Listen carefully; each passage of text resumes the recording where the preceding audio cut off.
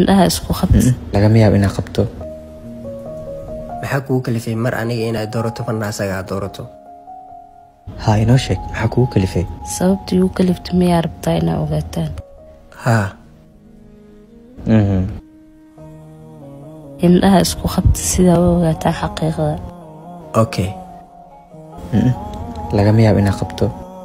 isaga haddii uu diiday amarkaaga aniga awood u lahayn inaan amarkaaga diido, haddana waxaan diyaar u ahay inaan indhaha isku qabto.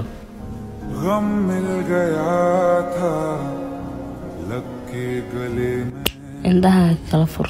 waxaan ka helaa rag kibirka badan ee dumarku amar taagleeyo. xabiib soo ma ogid inaa ul iyo diirkeeda nahay.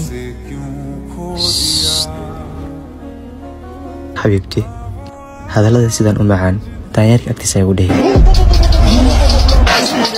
naga wad ciyaalkan xabiibti.